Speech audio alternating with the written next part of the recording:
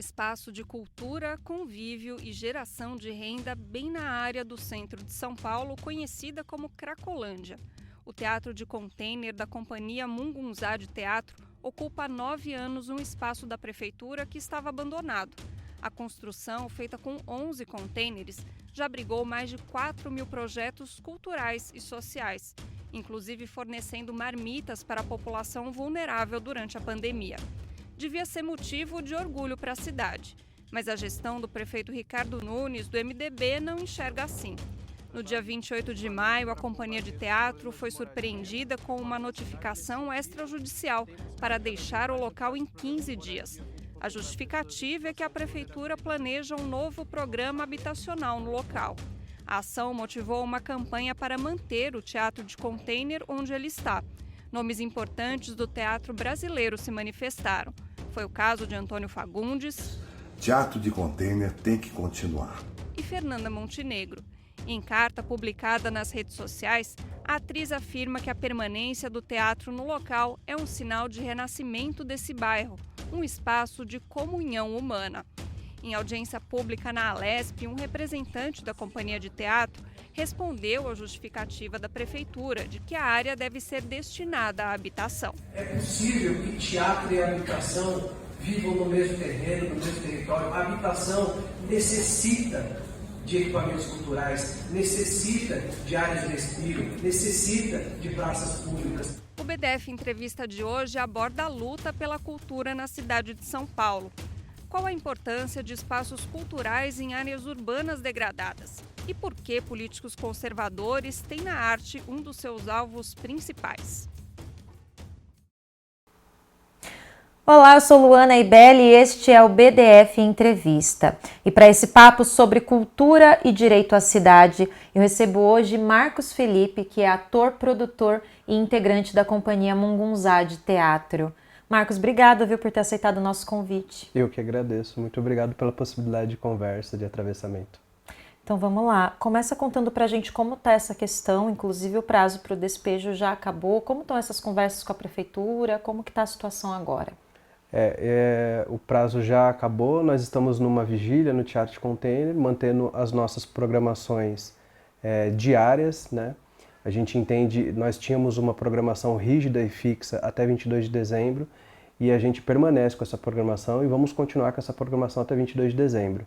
É também o momento da gente utilizar dessa programação para que as pessoas que não conhecem ainda o Teatro de Container passem a conhecer e dar a importância que ele tem e que ele deveria ser dado pelo poder público na cidade de São Paulo.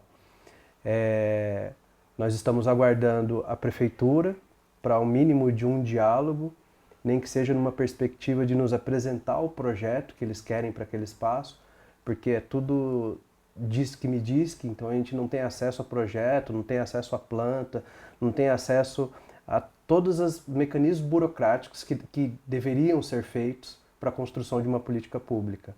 Então, nesse momento, a gente está aguardando a prefeitura que nos mostre e que nos chame para conversar, que era o que deveria acontecer desde o início, né? Política pública deveria ser pensada e conversada junto com a sociedade civil para que ela fosse aplicada pelo poder público e não num viés de denominação vem de cima para baixo, assim. Então, o momento que a gente está vivendo hoje é um pouco nesse sentido, resistindo, mostrando ainda mais para a sociedade civil a importância desse espaço no centro de São Paulo e aguardando a prefeitura para que a gente consiga minimamente achar uma solução palpável e viável para a cidade, não é para Mungunzá ou para o prefeito Ricardo Nunes. É uma solução que seja plausível e interessante para a cidade de São Paulo. Você acha que corre risco realmente de despejo? Como que estão essas estratégias, né? Como vocês estão sentindo ali essas estratégias do próprio poder público no manejo dessa situação em específico, Marcos? Eu acho que é tudo tão violento, né? Você ser um artista da cidade de São Paulo, que faz um trabalho importante, que está há 9 anos atuando, fazendo às vezes do poder público uma das áreas de maior vulnerabilização social da América Latina. E você recebe uma carta de despejo, sem comunicação prévia, sem nenhum tipo de diálogo. Então, assim, a gente está falando de um nível de violência muito grande. Então, eu, embora ingênuo, custo acreditar que a gente vai ter a simbologia de tratores passando em cima do teatro e expulsando artistas desse teatro.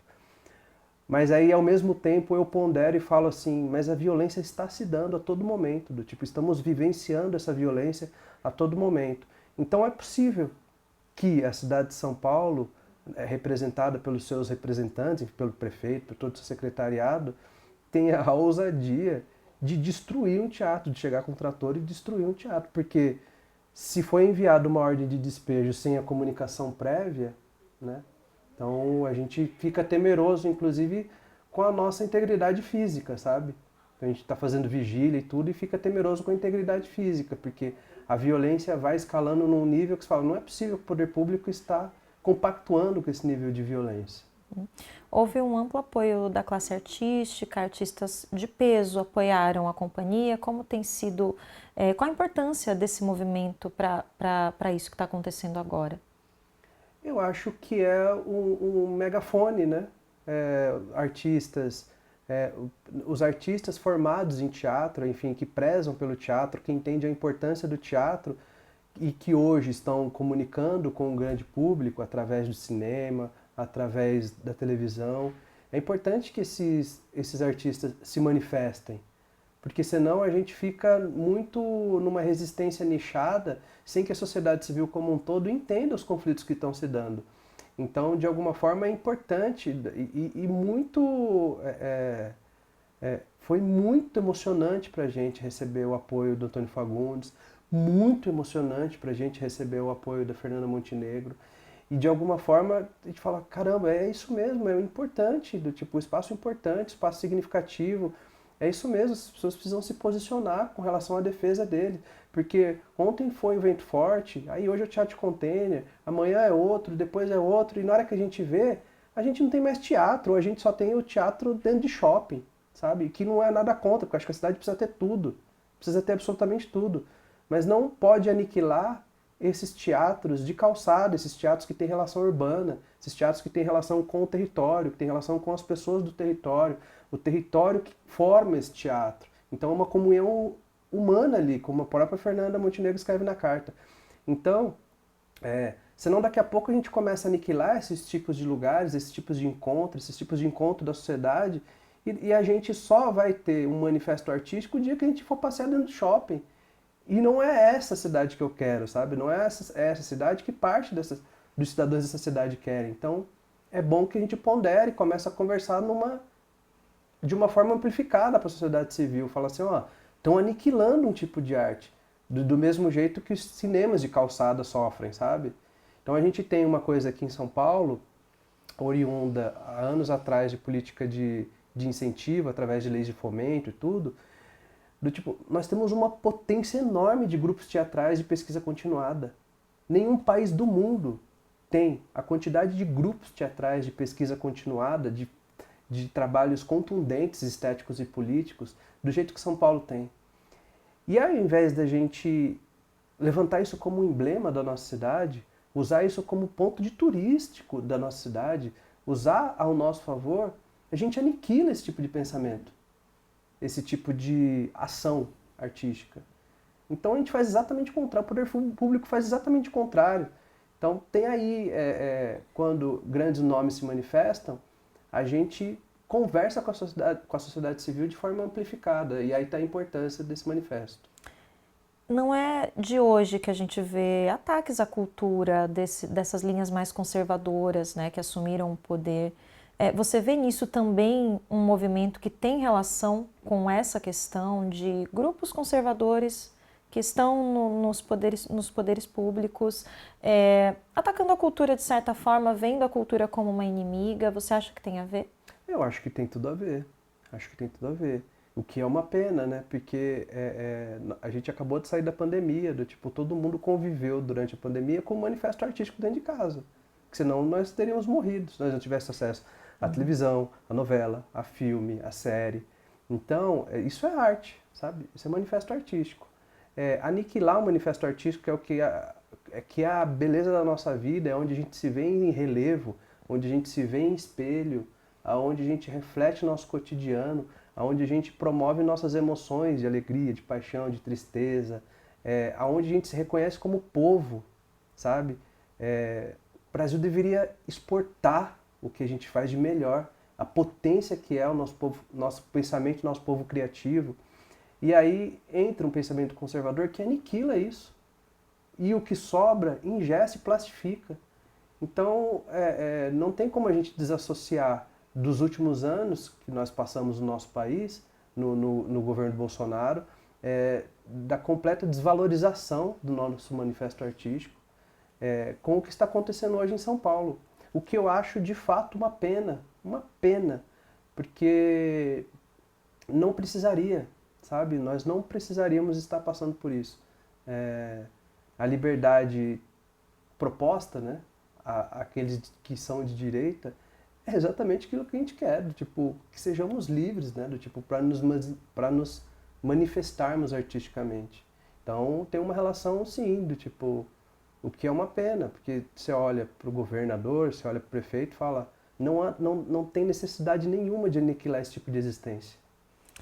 Marcos, existe uma questão relacionada ao território, né? A prefeitura afirma que ofereceu um outro local para o grupo que é mais próximo da Praça da Sé. O prefeito Ricardo Nunes disse que a proposta é para o grupo sair de uma área degradada e ir para uma área muito boa, nas palavras dele. E a companhia já afirmou que não se interessa por essa proposta e quer permanecer onde está. Queria que você falasse, você já falou desse vínculo, quanto não é uma coisa desconectada da outra e que o trabalho de vocês tem tudo a ver com o território. Então não se trata simplesmente de mudar de lugar, né? A gente está falando de um vínculo que é importante de ser mantido. De alguma forma, Lona, isso escancara que as pessoas não estão pensando em cidade. Então, o prefeito não está pensando em cidade. Isso que é vergonhoso, assim. Porque não é do tipo, qual é o lugar que a gente vai precisar aplicar uma política pública que esteja relacionada à cultura, então o teatro é importante. Não, é assim, vamos resolver esse assunto. Pega daqui e joga para lá. E nós, do Teatro de Container da Mungunzá Teatro, não estamos interessados em doação de terreno público. Nós não estamos interessados. O que é público é público. A gente está interessado em trabalhar com segurança. Então, quando nos passa que vai ser doado um terreno, não estamos interessados nisso. A gente não quer terreno público, porque a gente acha que a terra pública é pública. Agora sim, queremos sim uma segurança para poder trabalhar. Mas quando nos dizem, vocês precisam ir para a Sé, eles escancara um não pensamento sobre cidade e escancara um não entendimento do que é o teatro de container. Porque o teatro de container ele foi criado pelos moradores e moradoras daquele território. Ele tem vínculos de afeto com os moradores e moradoras daquele território. Fazendo uma comparação esdrúxula, é como se você estivesse na sua casa durante anos e anos, e aí você conhecesse o padeiro, que você conhecesse o bar, que você conhecesse a pessoa do mercado, que você conhecesse todos esses agentes, que você criasse afetos, relações, e do dia para a noite a prefeitura vem e fala assim, você precisa fechar a sua casa e você vai morar no outro bairro, porque vai ser melhor para você. Sabe, é tão absurdo, porque não tem um entendimento. Fora isso, não tem um entendimento do que é arquitetura. Do tipo, nós fizemos um teatro cuja arquitetura, as paredes do teatro, elas são de vidro. Para que a pessoa que esteja andando na rua olhe e veja o teatro. Para que o teatro, quando esteja acontecendo, se manifeste na rua. Ele foi pensado para que do lado dele tivesse um parquinho, para que ele funcionasse arte junto com lazer para as crianças, junto com geração de renda com ateliê de costura, junto com o estúdio, tudo acontecendo ao mesmo tempo. Então é um pensamento sobre aquilo, não é um bloco que é um teatro, é isso. Então quando fala, vamos tirar daqui para colocar em outro lugar, que não cabe essas ações, que vão encaixotar a arquitetura num terreno, você fala assim, eles não sabem o que eles estão fazendo, do tipo, eles não têm a mínima noção do que é isso. E nós estamos falando de uma arquitetura reconhecida internacionalmente.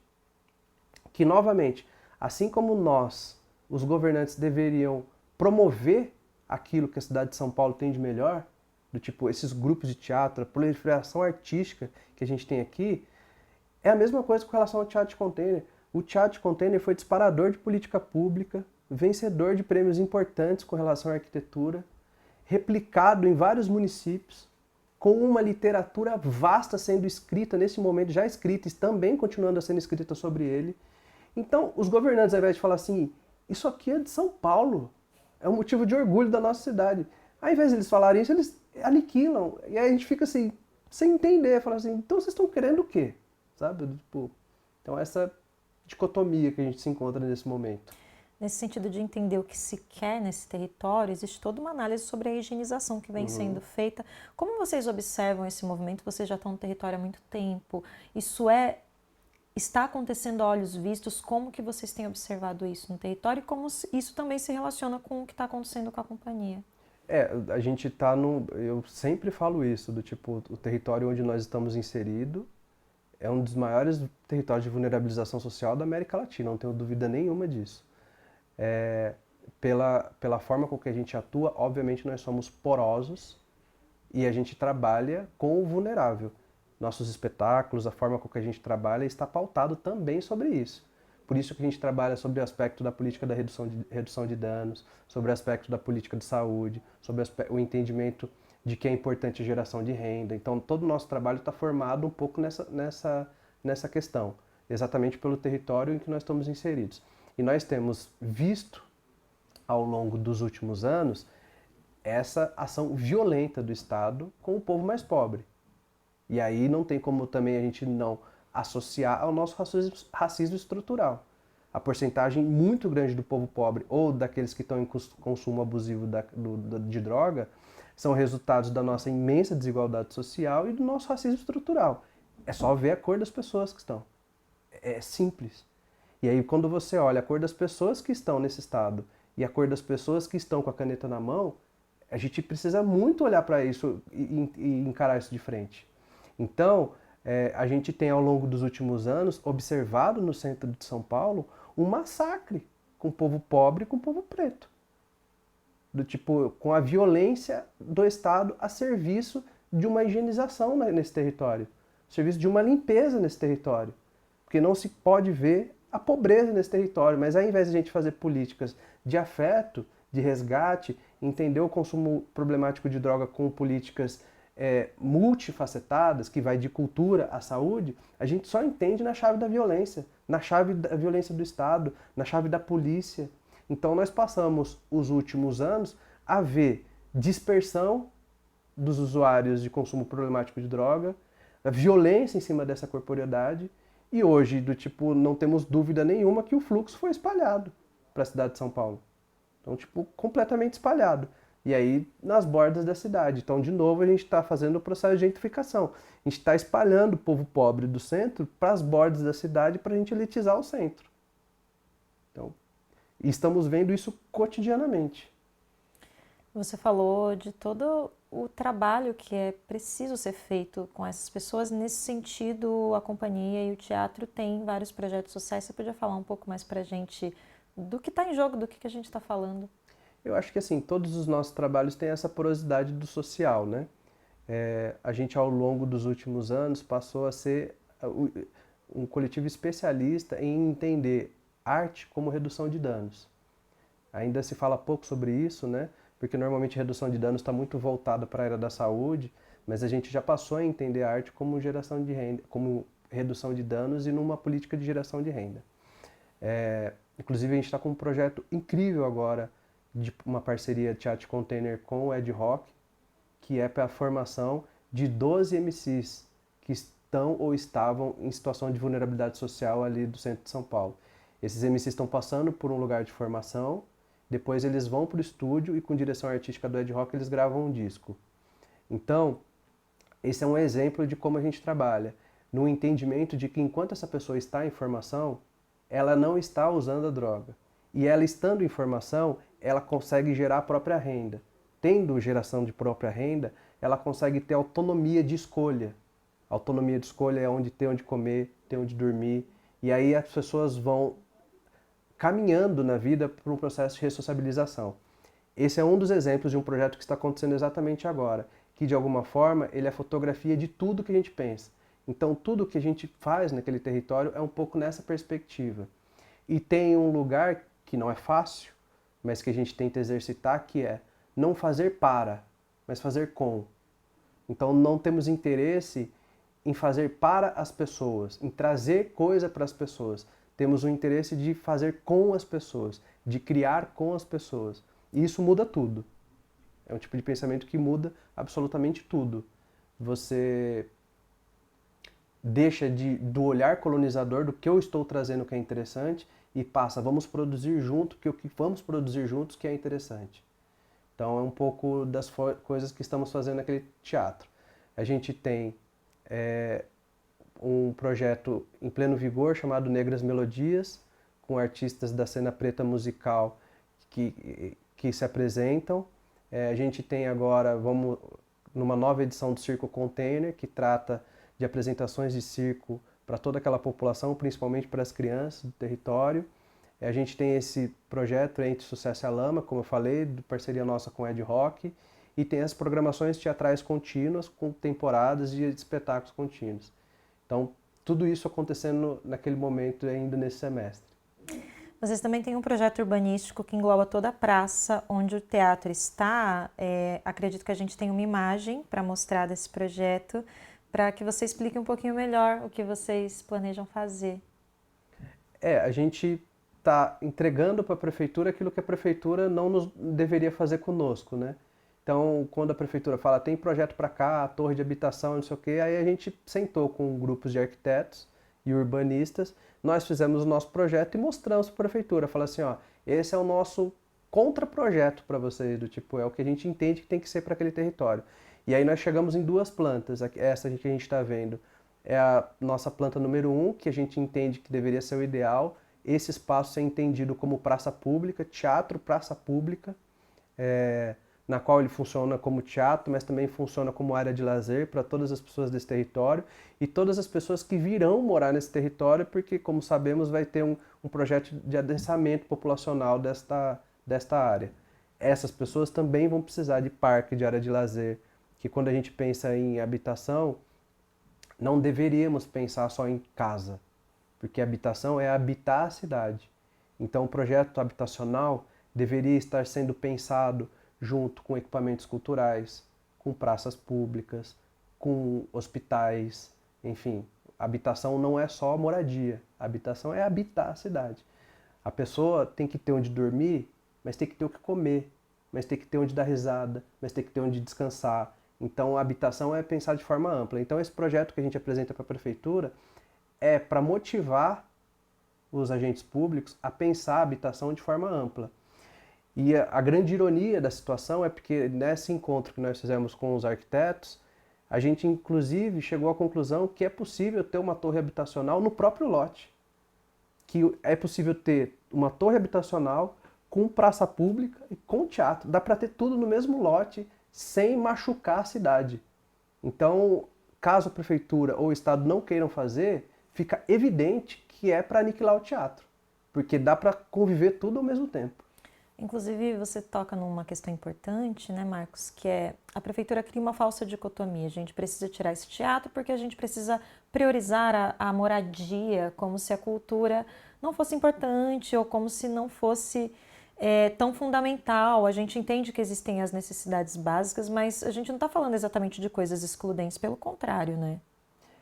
Porque daí é a mesma lógica. Você faz um edifício, mura esse edifício, e constrói um balanço, um playground de plástico dentro desse edifício. Isso não é pensar a cidade, isso não é pensar a habitação. A antiga área do fluxo, onde era concentrado o fluxo, próximo da Sala de São Paulo, que hoje não é mais, e que foi feito uma área de playground, a qualquer momento do momento que você passar lá, você vai ver vazio, porque aquilo não foi criado pela comunidade. Foi criado de cima para baixo. Quando as coisas são criadas de cima para baixo, você não tem uma relação afetiva com aquele negócio. Então você não utiliza aquele negócio. E aí a política pública fica esvaziada, sabe? Então o que estamos tentando fazer é propor de baixo para cima. Ó, aqui, essa comunidade queria isso aqui, dessa forma. É possível alinhar o que vocês estão pensando com o que já existe aqui. Porque tem uma coisa que fica escancarado nesse projeto, que é difícil, né? Que é a prefeitura desrespeita a história das coisas. Então, tira aqui e acaba essa história. Então, ela não respeita a história. História que é potência para a própria cidade.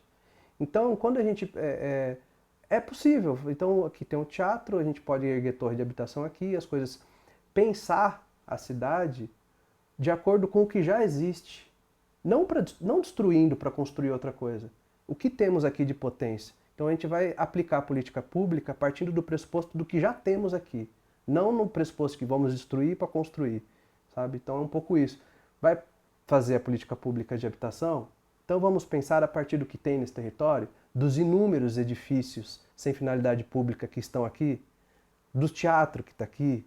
Então vamos pensar a política de habitação a partir disso? Então é isso que a gente está exigindo que o poder público faça. Para além de tudo isso, a gente está falando de uma companhia que tem um longo histórico, né? Um trabalho muito importante, muito potente. Vamos conhecer um pouco mais para a gente saber do que está em jogo, né? Com todo esse contexto que a gente está mostrando aqui. Eles começaram atravessando praças, palcos improvisados, compartilhando arte nas frestas das cidades. Com 16 anos de trajetória, a Companhia Mungunzá é uma das experiências teatrais mais potentes do Brasil. Com uma abordagem autoral, corajosa e transformadora, a Mungunzá leva para o palco as experiências pessoais, a memória, a dor, a resistência. O repertório é fruto de uma permanente investigação, que deu origem a produções como Luiz Antônio Gabriela, que conta a jornada de uma travesti na família conservadora, Epidemia Prata, que revela a petrificação nas relações pessoais, enquanto a Cracolândia é invisibilizada, ou Poema Suspenso para uma Cidade em Queda, uma fábula sobre traumas sem solução. Tudo é fruto dessa mesma urgência, dar espaço a histórias que estão nas margens.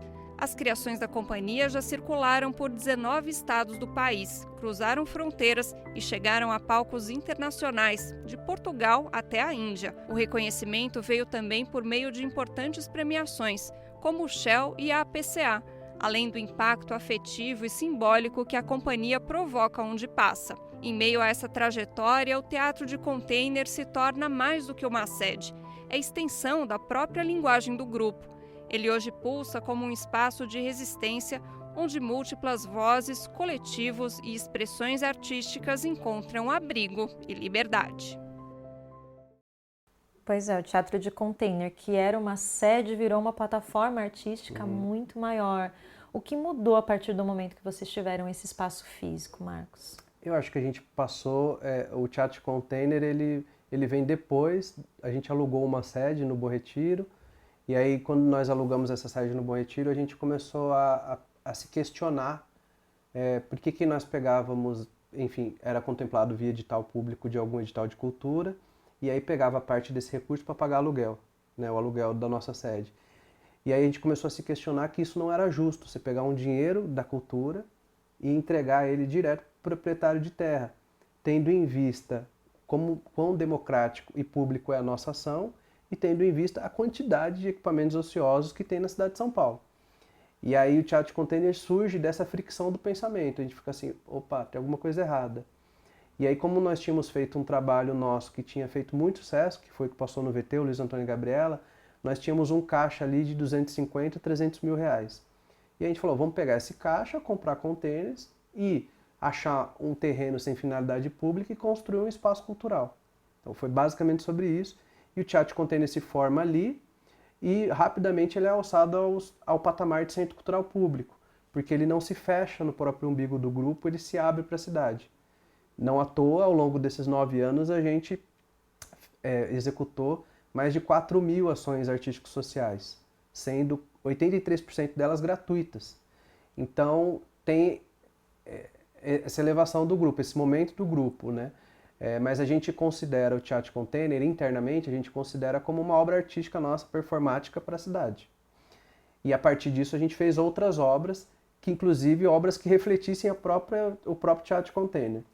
Então hoje a Companhia Mungunzá é uma companhia de 16, prestes a fazer 17 anos, com todos os trabalhos em repertório, então todos os trabalhos artísticos em repertório, é cabotino eu falar isso, mas assim, já está num grau de maturidade e de reconhecimento perante todos e todas dessa cidade, reconhecido, que deveria ser cuidado pelo poder público, né, que deveria ser mostrado pelo poder público como emblema da nossa cidade, não é? E então esse é o nosso perfil estético, político, artístico, um grupo de teatro que tem uma sede muito importante na cidade de São Paulo e todas as obras deste grupo de teatro são reconhecidas e são do repertório. Então não são obras que nós fizemos e deixamos de fazer. Todas a gente pode fazer a qualquer momento. E aí a gente trabalha muito.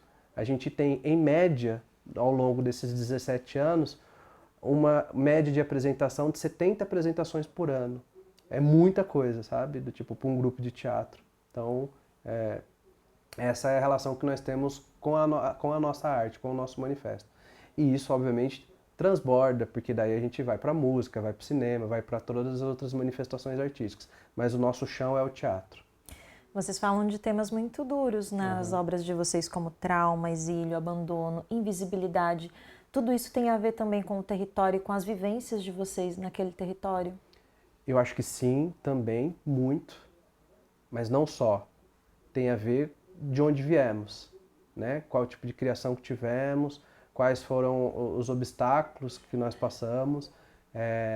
Então eu acho que foi uma comunhão de artistas educadores, todos oriundos da classe trabalhadora, das bordas da nossa cidade, e que se juntaram para se manifestar artisticamente através do teatro.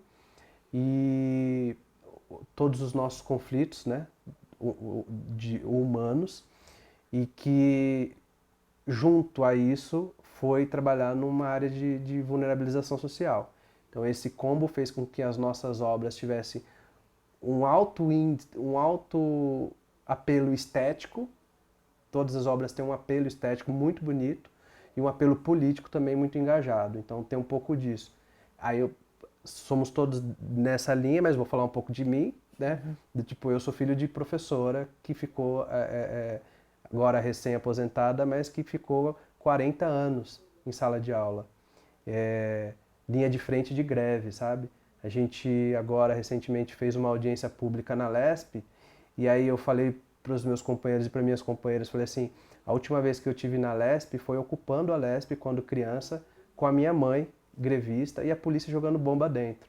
Então, isso mostra um pouco do perfil nosso, né? De que porque a nossa arte é dessa forma, porque a gente responde artisticamente a toda a violência que o Estado nos revela. É claro que isso reverbera também com as pessoas daquele território. Como que é essa relação das pessoas verem essas obras e não só verem o que vocês retratam ao ver o que acontece ali, mas também essas histórias que vocês trazem, como você relatou? Acho que ao longo dos últimos anos a gente conseguiu fazer uma coisa que é muito importante, ainda meio em desuso, né? Uma pena que ainda esteja em desuso, mas a gente conseguiu fazer uma coisa muito importante, que é a arte em comunidade. E aí é muito bonito você, através daquilo que eu havia comentado, não fazer para e fazer com, é muito bonito você fazer um trabalho na comunidade e ver toda essa comunidade fazendo junto e toda a comunidade feliz porque está se sentindo representada. Então, os nossos últimos trabalhos teve um alto apelo de fazer arte em comunidade e toda aquela comunidade dentro do teatro vibrando e fazendo junto, sabe? Então, acho que tem um pouco dessa atmosfera. Você acredita que também, por exemplo, falar dessas histórias ali do território também é uma forma de dar visibilidade a isso? Isso se perde a partir do momento que vocês têm a perspectiva de sair dali e ir para um espaço que não contempla toda essa riqueza que a companhia traz? Total, é um apagamento da história, que é o mais grave de tudo. É o mais grave de tudo porque é um apagamento da história que foi construída e que está sendo aniquilada de diversas formas, né? Então, acho que a maior gravidade de a gente sair do território é o apagamento de toda a história que há naquele território, que é um território riquíssimo.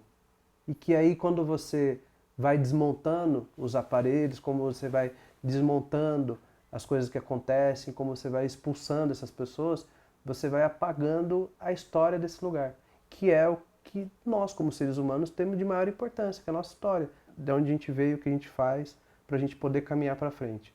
Então, a violência, nesse sentido, de deslocar a gente, de enviar uma carta de despejo sem uma comunicação com a gente, sem um diálogo, de desmontar um equipamento dessa envergadura, é só sobre apagar a nossa história. E aí não cederemos, porque não estamos dispostos a que a nossa história seja apagada. Você vinha falando um pouco antes, né? A gente bateu um papo aqui antes do programa, no quanto vocês também estavam no processo de outras criações, de trazer outros temas, aí vocês foram atravessados por toda essa violência. Qual a motivação para continuar criando? Né? E o quanto tudo isso também influencia nesse processo criativo de vocês, porque é tão complexo, né? Querer também avançar, falar de outras coisas e ser atravessado por uma situação que se impõe. É uma anedota que está rolando, né? Porque a gente está agora em sala de ensaio, num trabalho que estreia em agosto. E aí a gente artisticamente decidiu se afastar um pouco do teatro de container para poder criar essa obra, desculpa, com outro relevo, né? Porque a gente, quando está criando dentro do teatro de container, a gente está muito inserido. E aí essa obra a gente falou, vamos se afastar para a gente criar com um olhar distanciado, ir para outros universos e tudo. E aí a gente alugou um galpão, né, aqui no Campos Elíseos, para fazer na distância, e aí fomos atravessados com todo esse problema do teatro de container. Mas eu, nesse momento, estou depositando todas as minhas fichas naquilo que a gente não enxerga. Há de se ter, a encantaria há de estar nos encaminhando para alguma coisa bacana, sabe? Então eu estou depositando as fichas do nosso momento artístico, do momento do teatro de container, tudo nos orixás que nos guiam. O quanto você acredita que isso pode trazer também novos temas, resistência e mais conscientização também para as pessoas que tiverem contato com a obra que vocês criam? Sendo atravessado por isso, isso estará em cena e será visibilizado. Não tem como, né? Somos artistas e vomitamos isso para o mundo. E eu acho que é uma arte denúncia e tem a sua importância porque vira história e porque vira denúncia. Porque tenta não se apagar no passado e tenta abrir caminhos para o futuro. Então, a Cia Mungunzá vai permanecer nesse lugar de preservar, seja a qual custo for, a história, denunciar para poder abrir caminhos para o futuro.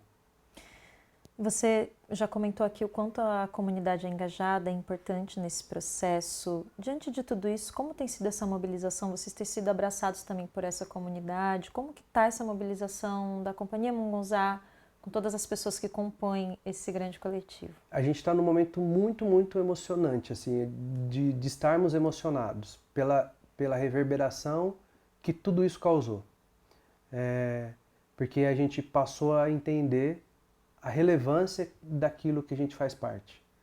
Então, uma comunidade que se abraça, uma comunidade que bate o pé e fala não vai sair daqui, tudo que saiu na mídia, então a gente está muito impactado também do tipo, caramba, que legal, né? Do tipo, que força, né? Porque de alguma forma é sinal de que o que nós estamos fazendo lá resultou positivamente, impactou positivamente milhares de pessoas. Por isso que tantas pessoas defendem. E tem uma coisa que é quase única nesse momento polarizado que a gente vive, que você não vê agentes da sociedade civil a favor do prefeito ou do governador nesse caso em específico. Você não vê. Até as pessoas que votam no Nunes, que estão com o Nunes ou que estão com o governador de São Paulo, até essas pessoas estão sendo contra o despejo do teatro de container. Então, é quase que único nesse momento nosso político uma aglutinação suprapartidária de que todo mundo, a sociedade civil, todos os partidos políticos, todo mundo falando assim, não, isso é um erro, não façam isso. Então, a gente percebe uma força da prefeitura tentando mudar a narrativa para ter a sociedade civil ao lado e não conseguindo. Ou seja, isso mostra o impacto que aquele teatro tem para aquele território e isso deixa a gente muito emocionado também. Para além de toda essa questão do despejo, que outras histórias vocês gostariam de contar, olhando para um futuro também? Eu acho que história nossa, né? Em comunhão com as pessoas subalternizadas desse nosso país, desse nosso território. Tantas potências, sabe?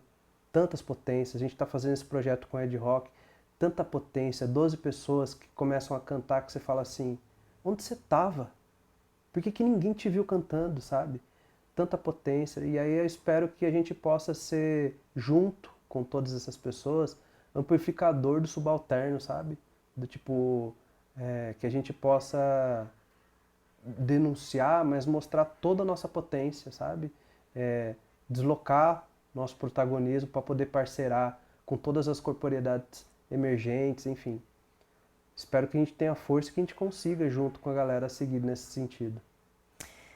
Muitas pessoas falam, né, que defender toda a presença da Companhia Mugunzá do Teatro de Container também é algo que vai além da cultura, mas a gente está falando de defender uma cidade que seja mais inclusiva, mais humana. Vocês também veem nesse sentido? É isso, do tipo de uma sociedade plural, né? De uma sociedade que não se encontra só no shopping, sabe? Que gosta de praça, que gosta de dançar, que gosta de ver filme, que gosta de ver os filmes que estão no Cinemark, mas que gostam de ver os filmes que estão na linha alternativa, nos cinemas de calçada. Eu tenho interesse em conhecer músicos que a grande imprensa, a grande mídia ou o conglomerado de casas de show não está me apresentando, e eu quero conhecer outras coisas. Então, o tipo de cidade que a gente busca nesse sentido é que tenhamos tudo, sabe? É que todo mundo tenha a força, que a gente possa ir num cinema de calçada, que a gente possa ir num cinema dentro do shopping, que a gente possa ir num teatro de calçada, em que a relação com a comunidade está posta, que o estudo de tudo que é feito ali tem uma relação territorial, mas que também eu possa ir ver um musical, mas que também eu possa ver um teatro stand-up. A gente precisa ter toda essa gama de ofertas na nossa sociedade. E não aniquilar e do tipo engessar e plastificar e falar assim, não, hoje é só isso.